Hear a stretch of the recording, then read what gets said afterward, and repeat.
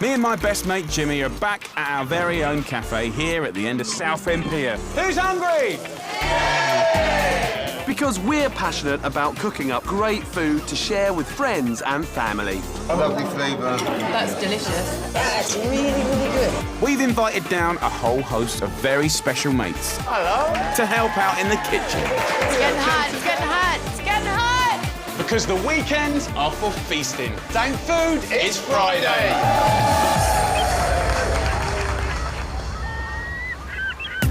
On tonight's menu, look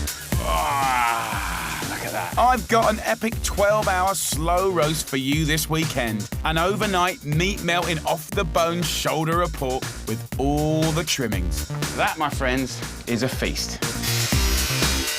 I'll show you how to build an American-style barbecue smoker so you can get the authentic southern flavours at home. Look at that. It's just falling to bits. I'm in meat heaven. And we're off on a food fight to meet a couple of radical young cooks who want to get us all feasting on food destined for landfill. In there are the good and great of Brighton. And they're eating bin food.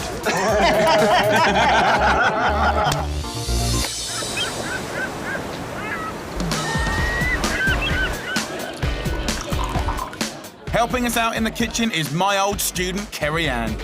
Couple more. What, mugs? Yeah. I was going to say, I've got two. One's called Jimmy and one's called Jamie. We've got a menu board full of amazing feasts for you to try this weekend. And joining us is one of Britain's best-loved actors. It's only Hugh Bonneville. Look! Good to see you. Come and sit down. Hello, sir. How lovely to see you. Welcome to the cafe. Thank you.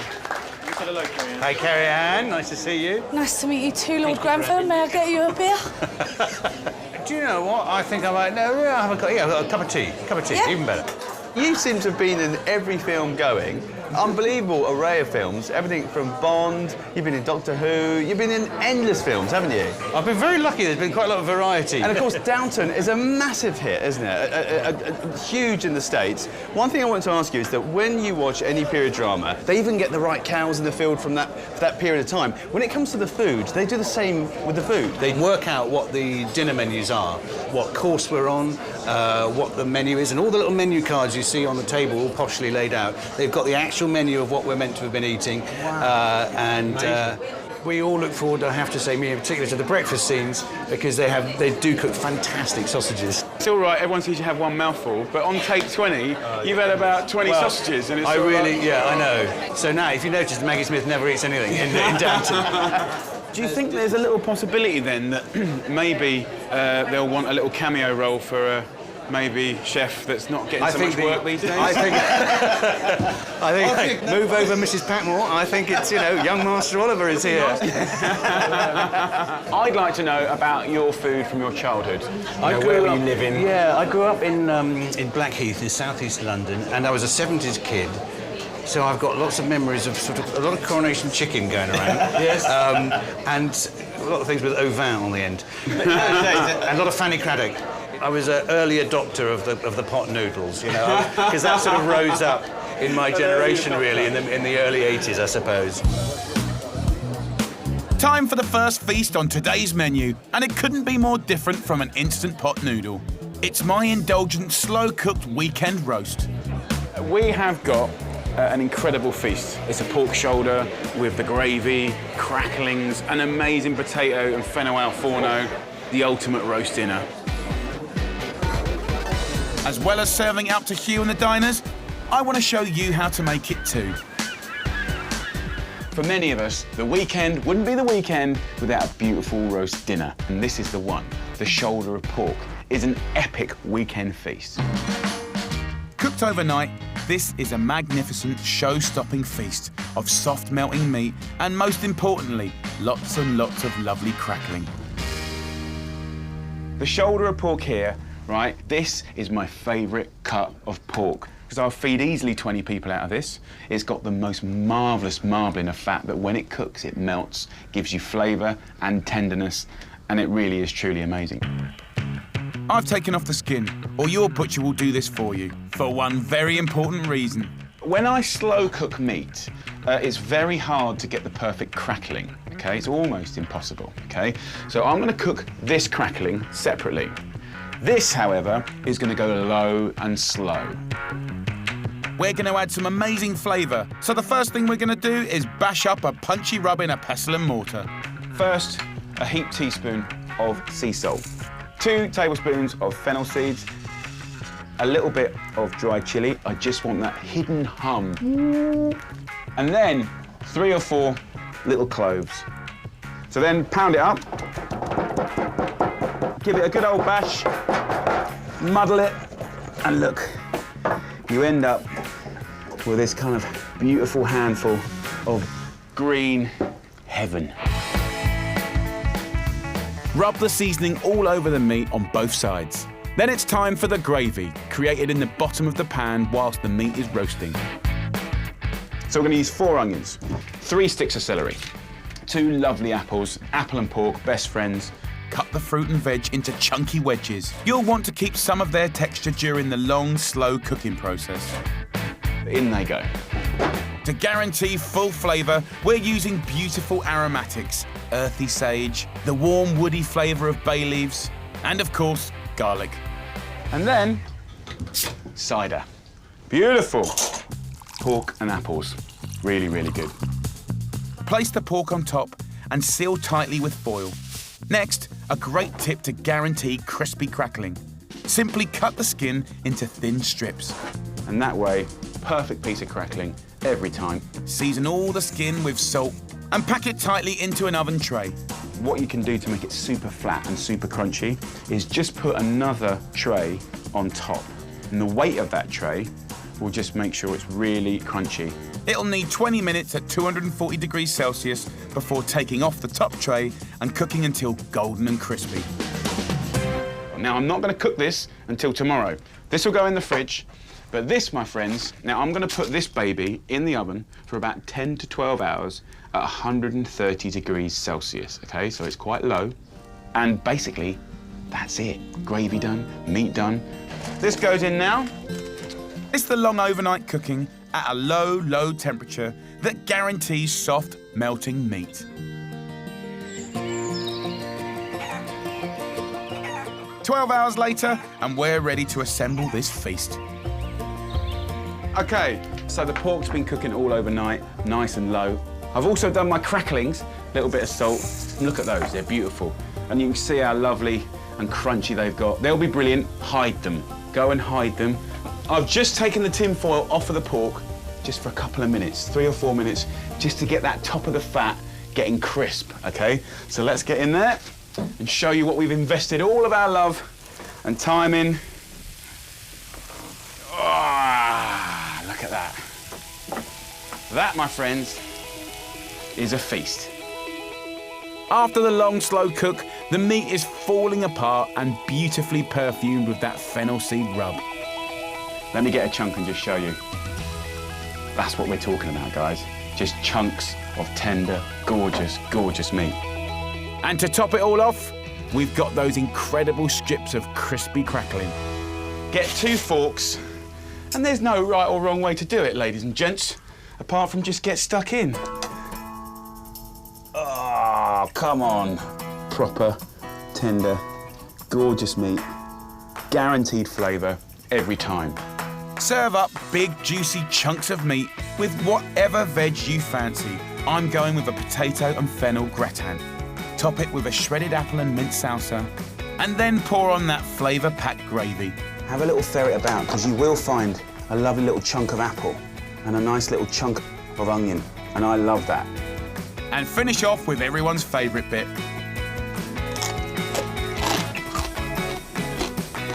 Beautiful.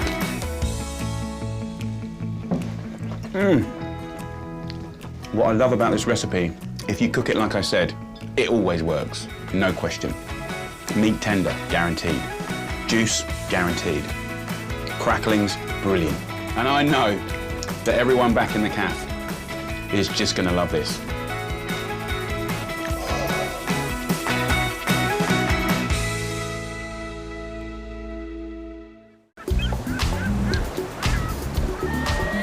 Guys, who's Who's hungry? OK, well, don't wait for us. Come up here and we'll serve you. Me and Mr. Bonneville. It's posh school dinners today. Next. Good. She's queue jumping. Here we go.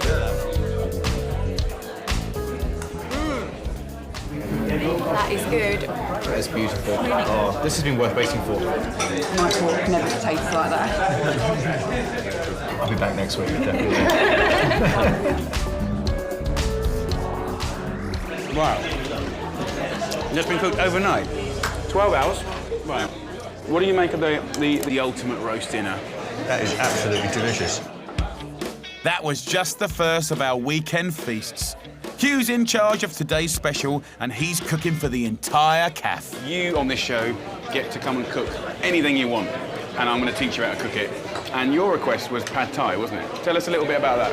About 8-9 years ago, I was filming in Thailand, and on our day off, me and a couple of my co-stars went for a walk across a hill, and we found this shack, this little roadside shack, and this guy cooked us simply grilled fish and this pad thai that was just intoxicating. And I'm no cook. I've tried to sort of recreate it to terrible effect, and I'd like to learn how to do one properly.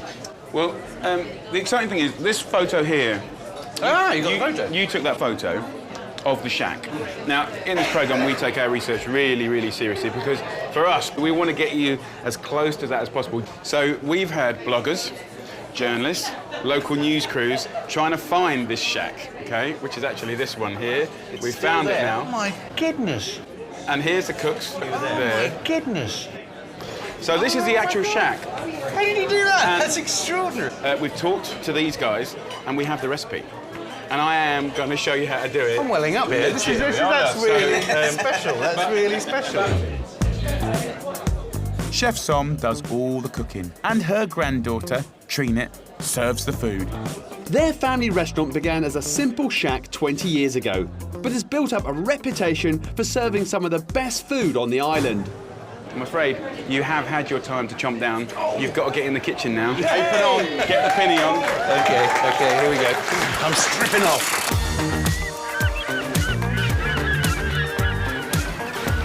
Here in our cafe in Southend, we've got a menu packed with delicious weekend feasts. And national treasure Hugh Bonneville is here to cook his favourite dish for the whole cafe. I'm stripping off. I'm stripping off for this. Get the pinny on. Ta-da! Hugh's making pad thai. The best he ever had was in a shack in Thailand. And I found that shack and the owner and got her recipe. Everything that you see here today, including the wok, is yours and you're taking home.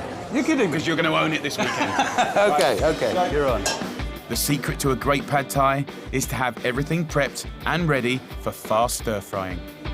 So what we're going to do next is all assembly. Okay. And that's when the music goes on and you can have a little bit of the old wine and we'll prepare these things. But then when it comes to cooking, 2 minutes. Okay. First up, a crunchy garnish. Toast some unsalted peanuts with a traditional Thai ingredient, dried shrimps. Sweet and a real bang of flavour. And add a splash of sesame oil. Grab a little of that dried chilli over there. And that's just going to spice it up a bit. Let's have a look at your tossing action. Oh, my God. Yeah, I wasn't copying you very well. So the whole point, and look, this is, I mean... Humiliating. No, you won't, because when you leave this cafe, I assure you, you'll be brilliant. Okay. Okay? So there's a really great way to practice it at home. Put a load of sea salt in here, and then you just, while it's cold, just go around the kitchen and just do that. So try and shake it. That's all. Yeah, salt in the eye. That's it. Slightly less aggressive. That's it. That's nice. And then ultimately, you want to be in a situation in life where you're doing this.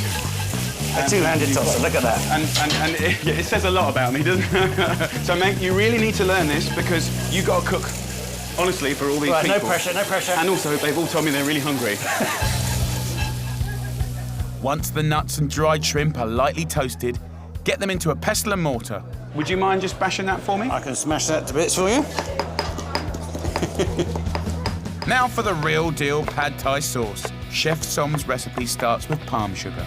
There's going to be a few ingredients here that you can swap out for British things, like, you know, palm sugar. You can use brown sugar. But of course, when you start adding them all together, that's what makes it really authentic. Yeah. Next, tangy tamarind paste, diluted with a splash of water and fish sauce. Please never ever drop this like I did in my kitchen. It will ruin everything in your life.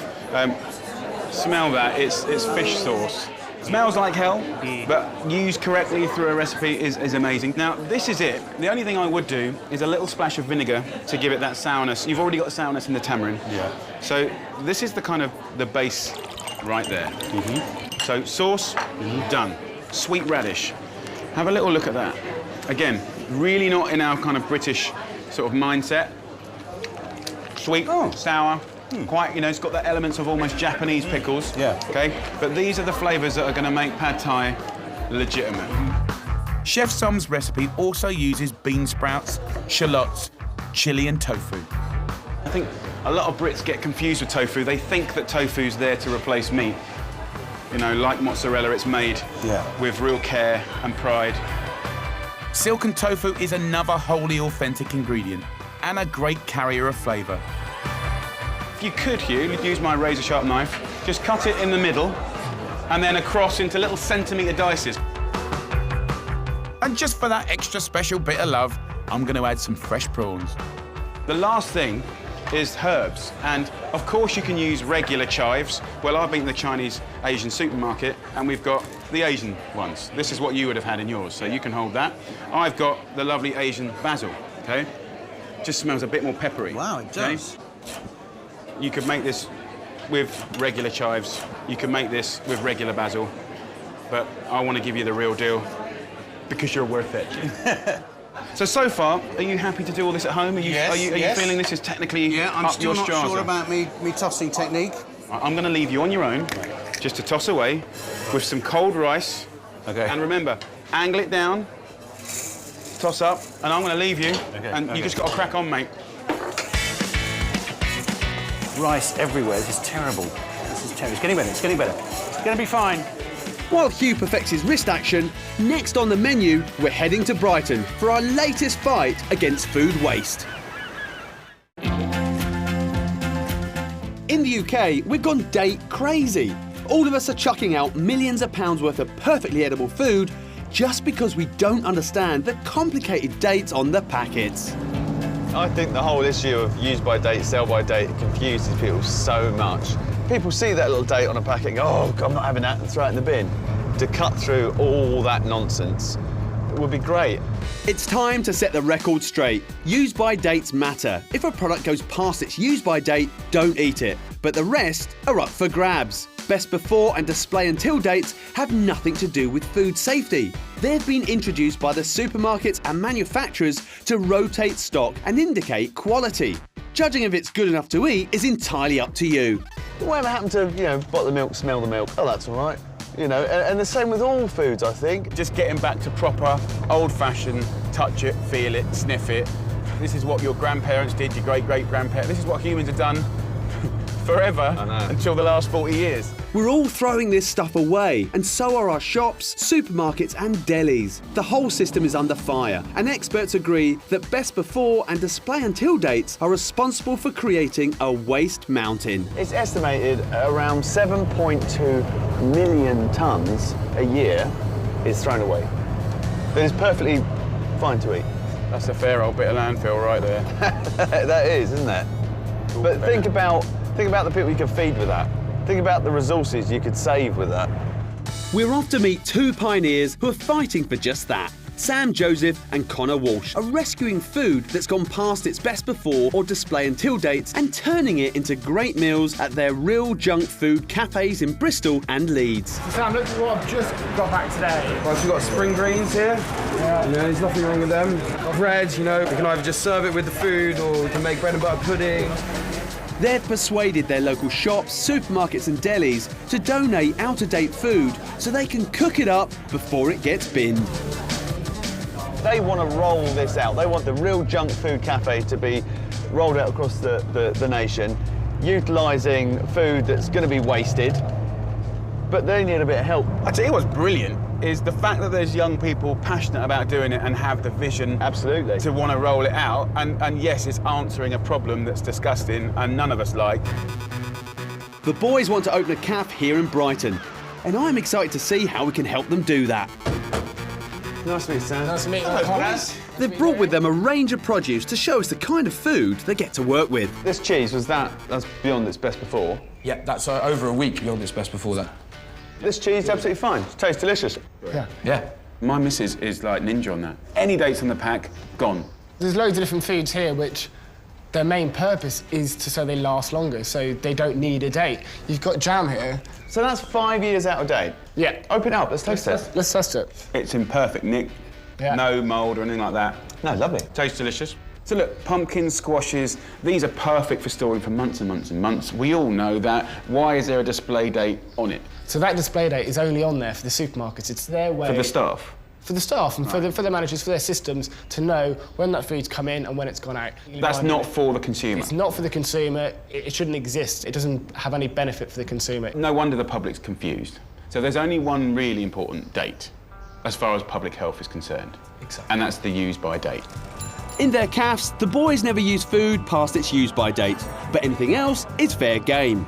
That said, drumming up custom for a cafe serving food that's destined for the bin isn't going to be easy. If we talk to the general public and said we're going to create some dishes using food that's out of date, what do you think the average response is going to be? Fear, I think, and not wanting to taste it.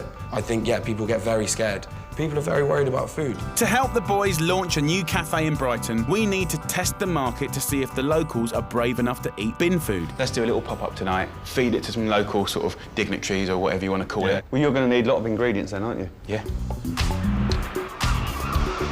First step, we need to rustle up some food donations. So I'm heading off with Connor to see who's up for getting involved. Hi there. How you doing, Owen? Connor. I'm Jim, nice to see you. We've come for your waste. I know it sounds a bit weird. Shops don't legally have to take food off the shelves if it's past its best before date, but most do. They want to get fresh stock out that they can sell at full price, and they know that most of us wouldn't buy out-of-date food anyway. Fortunately, we have some flour here, which is just past its best before. Thanks, guys. Take care. Bye. Look at this. Ooh, now you're talking. No, it's like a Christmas hamper. Unfortunately, it's gone past its best before date. But in fact, there's nothing really wrong with it at all, is there? Now, these guys are trying to set something up called the Real Junk Food Project. Right. Set up a little cafe. So if we could get something off the ground, would you be happy supplying stuff that's gone past its best before date? Sure, definitely. Yeah? Yeah. So a few more boxes, be on our way. Let's go. Wow, look at that, lovely. So imagine if there was a fantastic little cafe in Brighton that could take your waste and turn them into fantastic meals. That'd be great. Yeah, do you want to be part of that? Yeah. Thanks for these. Cheers. Take care. The response from shops and delis has been great. People want to see out-of-date food put to good use, but will anyone want to eat it? You all right, mate? How's it going? Good. We're going to have to pull out all the stops to win the town round to the idea of a waste food cafe.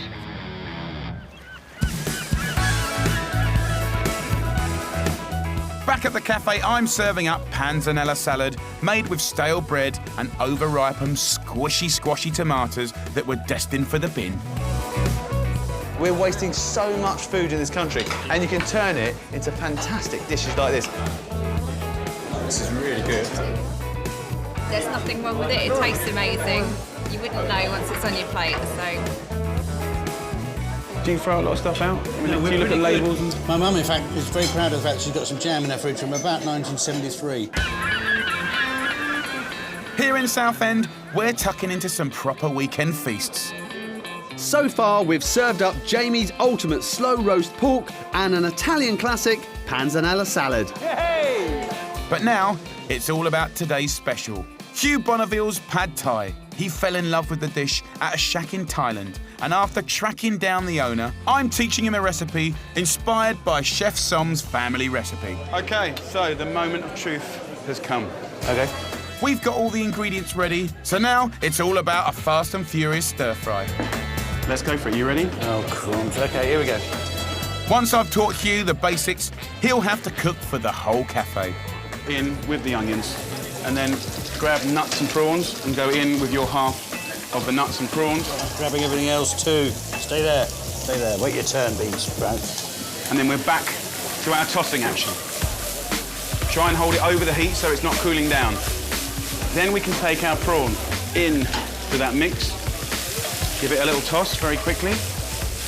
And then when we've done that, we're going to go in with our lovely pickled radish. Then we're going to go in with our lovely Chinese chives here. And then we're going to go in with egg and just kind of shake it flat. That's it. And just let it kind of almost go like an omelette. And then I'm going to add your tamarind sauce. And now we need to toss again, my friends. And it's completely changing.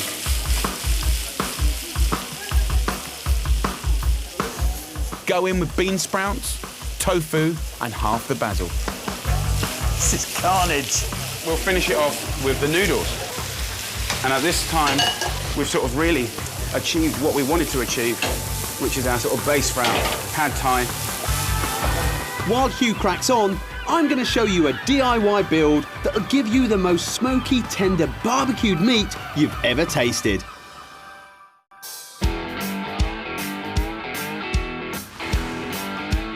The latest food trends have seen the rise and rise of the heavy-duty American-style barbecue smokers that can be used all year round to turn cheap cuts of meat into super tender, flavour-packed feasts.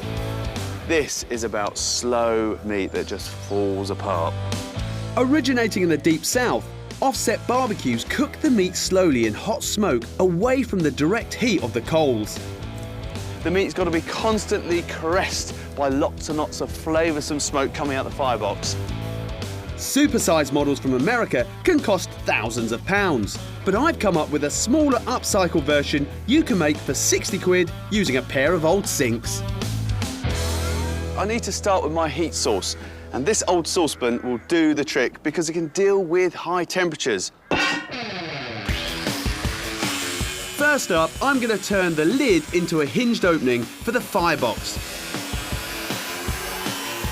So grab your angle grinder, chop it into two, and then attach it back together with a large hinge. I love doing this tinkering, but every time I'm doing this, in my head is the theme tune to the A-Team. You know, they would get locked into a shed and be left with a bog roll, a tennis racket and a go-kart and come out with a tank. I get locked into a shed and I come out with a barbecue. So, you see how that's going to work now, can't you?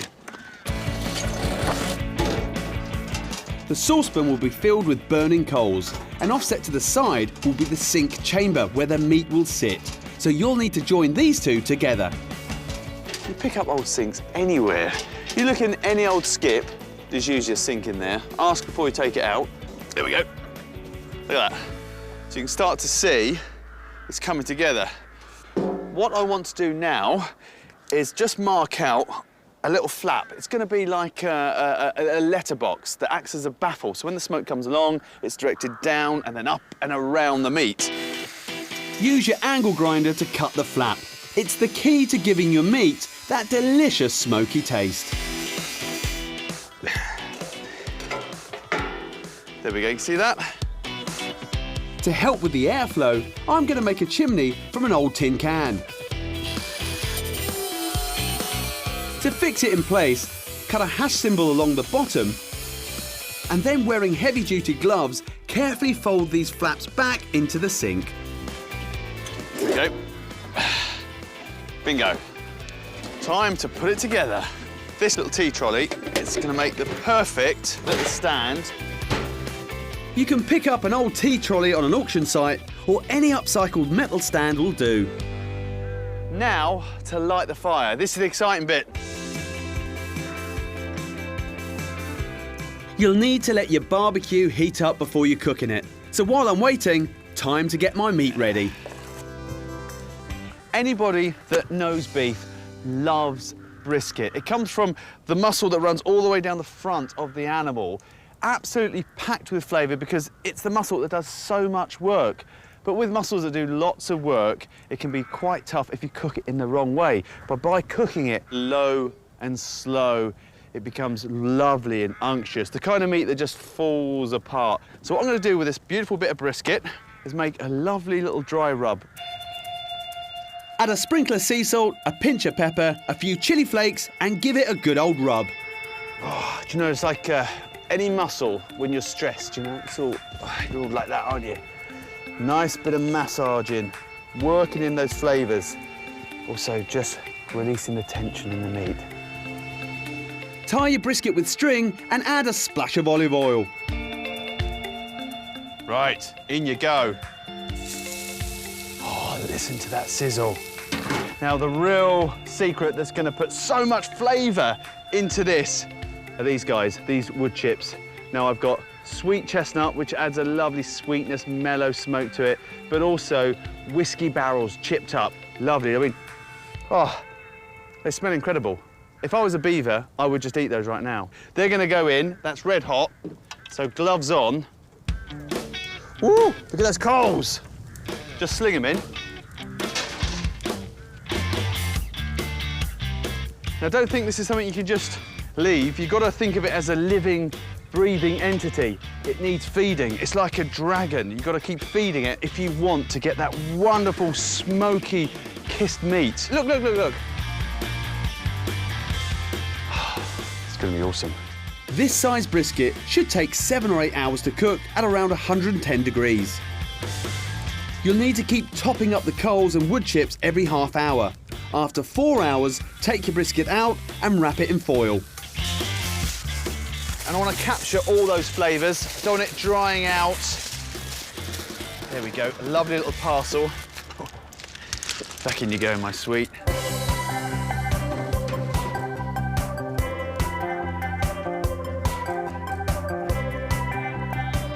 Right, time to get this beauty out. Whoa, come on. 7 odd hours cooking, look at it. Oh, the colour is amazing, but the smells, and look at all those lovely juices. Right, let's get into this. Oh, look at that. That beautiful, gorgeous crust, and then as you break through it, the meat just rolls away. Got to taste some of this. Look at that. It's just falling to bits. It is so tender. Oh, it's so decadent. All that time cooking is well worth the wait. That lovely beefiness, but best of all is that smoke, that smoky flavour. You don't get better brisket than this. It's meat heaven.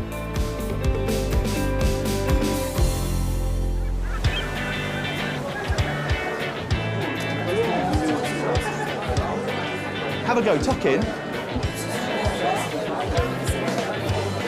So delicious. What you're eating here, beautiful bit of brisket, but you can do anything you want. Lovely bit of pork belly, shoulder of pork, you name it. I'm so impressed. This is tender, delicious, legitimate old school smoking. I think I might have to build myself a smoker. Hugh, can I persuade you just to leave your noodles and come over here? Taste this. 8-hour brisket, absolutely delicious. What do you think of that? I'm gonna go with my moustache. Oh, it's very, very good. Isn't it? Isn't it? Get back to work, Lord Grantham. I was taking it.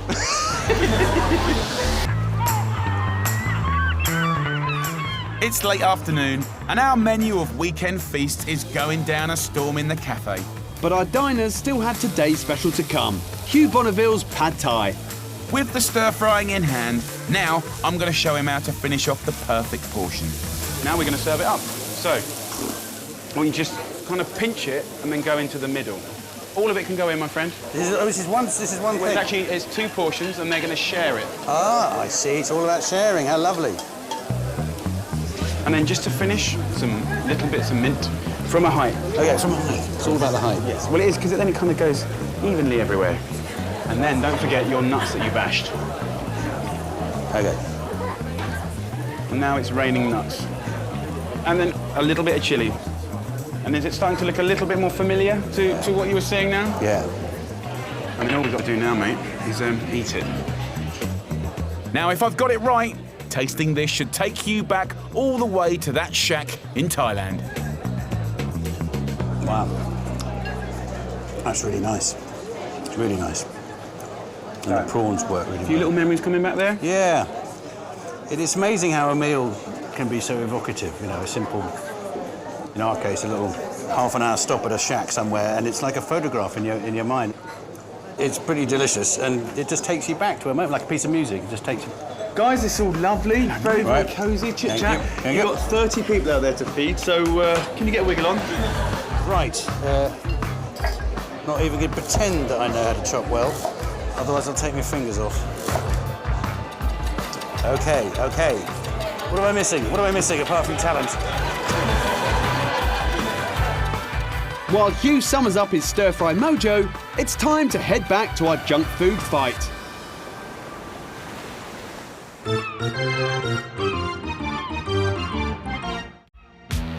Twenty-somethings Connor and Sam are turning food destined for the bin into deliciously healthy dishes fit enough for paying customers. This cheese was beyond its best before. Yeah, that's over a week beyond its best before that. This cheese is absolutely fine. Their first calf has fed over 10,000 people Thank you. and saved over 20 tonnes of food that would otherwise have gone to waste. And now they have their sights set on Brighton. Wouldn't that be amazing if you could have one in every town in Britain? Yeah. We've got the supply chain sorted. We've come for your waste. I know it sounds a bit weird. Wow, look at that, lovely. But the next step is the biggie. We need to see if the people of Brighton will eat the food that was destined for the bin. I think, yeah, people get very scared. People are very worried about food. So we've invited the great and the good of the town to a food waste feast. We've got about an hour and a half to knock together a load of grub out of this waste food.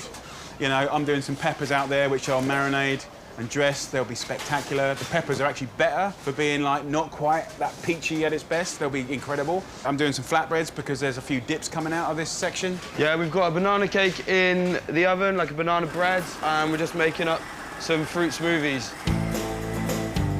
And as time is tight, I've drafted in some help from Matty Bowling, head chef of award-winning Brighton restaurant Terre à Terre, and Douglas McMaster from Silo, Britain's very first zero-waste restaurant. Douglas has got some lovely scallion-type onions there. He's got a mushroom soup on the go. Mushroom broth, and then I'm just going to roast these and fold them in at the end. Nice. I'm going to make some rice fritters out of this here, and then I'm going to blitz half of it up and then fold in whole rice too to give it texture. Everyone feeling good? Everyone got what they need? Oh, yeah. Every item on the menu is being made with out-of-date food donated by shops and delis. Great produce that was heading for the bin. All right, guys, how's it all going? Hello. Yeah, not too bad. The mayor and mayoress have just turned up. Okay. You've got a number of local actors that are here, all sorts. Brilliant. So you've got to impress. To help ease our guests into a more forgiving mood, we've knocked up some tasty little cocktails made with out-of-date booze, fruit and mixers. So, guys, that looks amazing. Can I have a little go? That's a good one. Look at that. Drinks are served as our guests arrive, all eager to see what's on the menu, but perhaps a little bit nervous about eating it. Hello, ladies and gentlemen, honoured guests, come forward. So lovely to see you all. You guys are in for such a treat. We've got the most wonderful meal prepared for you, but the most amazing thing about it, it's all made from ingredients that was destined for landfill, would have been thrown away. Come forward, get yourself a drink. Okay, guys, come in and get some food. So let's see how our diners feel about eating food that's past its best. Do you throw stuff away if it's out of date? Yes, I'm afraid I do. If you enjoy this meal this evening, would you actually reassess rather than throwing stuff away if it's gone beyond its best before date? Yes. I'm going to put some almond in this cucumber. I'm right beside you, mate. I have total faith in the power. So, boys, not long now until we serve up to the locals.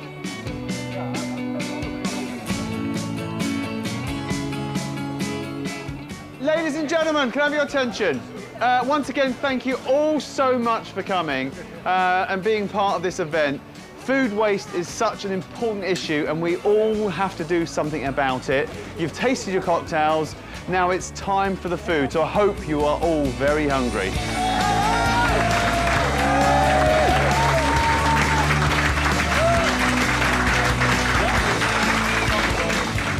There's a delicious, rich and earthy mushroom broth, various meze and dips made from the vegetables that were being thrown away by local supermarkets, roasted new potatoes, an array of salads, and fresh Indian flatbreads made from the out-of-date flour from the local delis. It's time to tuck in. Ladies and gents, what's the verdict? Lovely.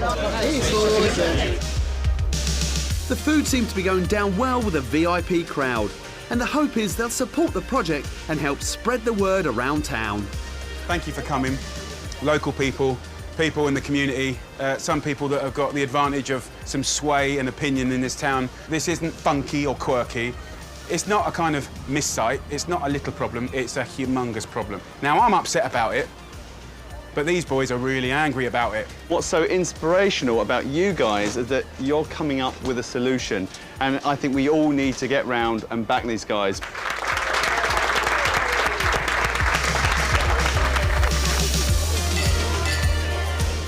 So guys, this has been amazing, yeah? What a day. What a day. You should be so proud of yourself, because I think what you've done is really bring this issue to the fore, and in there are the good and great of Brighton. And they're eating bin food. Bringing it back to earth again, brother. That's what I love about you.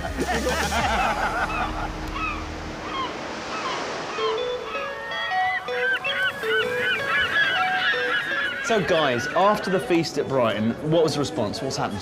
Directly from that meal, he got offered some kitchen equipment there and then, on the spot. Brilliant. So the whole thing is happening. It's happening, a cafe will be in Brighton. A cafe will be in Brighton, yes. Amazing, amazing. And even in Leeds, in the last 10 days, we've had 2 new cafes open. There's no stopping you boys, is there? Anything else on the radar that's been going on with you guys? We got an email through saying that we'd just been listed as one of Britain's 50 new radicals. So that was really exciting. Wow. Nice, you're collecting awards now. Yeah. So when you were at this event, collecting the awards, did you nip out round the back and go around the bins afterwards? And then I did actually fill a bag up? I took some of the cakes home to bring to these guys.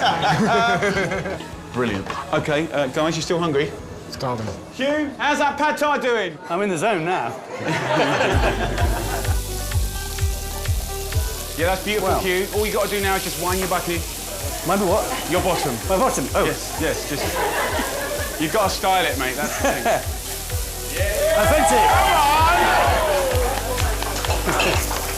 Come on! Prawns and nuts are going in.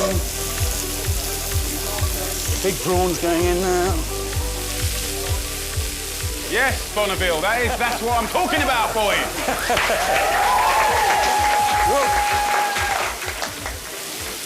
It's gone very quiet over there. I'm beginning to sweat. There we go.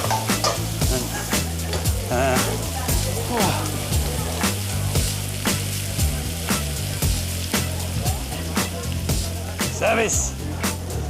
Thank you very much. Pad Thai, lovely people. Thank you. Oh, wow.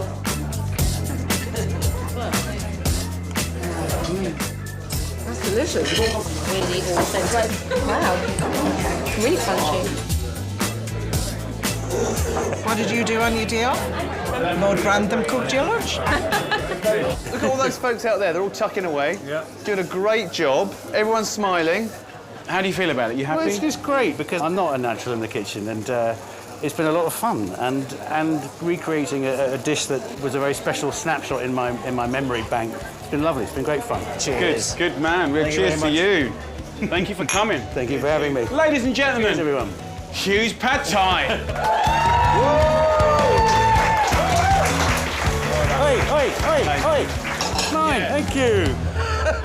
We've served up some seriously tempting feasts for the weekend. A slow-cooked shoulder of pork with plenty of cracklings, Jimmy's smoky barbecue brisket, and Hugh Bonneville's favourite pad thai. We hope you're inspired to get busy this weekend. Next time on Friday Night Feast, I'll be making delicious Japanese ramen with noodles and pork belly. Absolutely delicious. I'll show you how to build your very own rotisserie for the juiciest, crispiest chicken you'll ever taste. You've got to treat yourself. You've got to do this. We uncover a shocking story of food waste in the farming industry. We are talking about thousands upon thousands of tons of food. And superstar songstress Ellie Goulding is making a healthy version of a dirty burger. Everyone, Ellie's cooking now.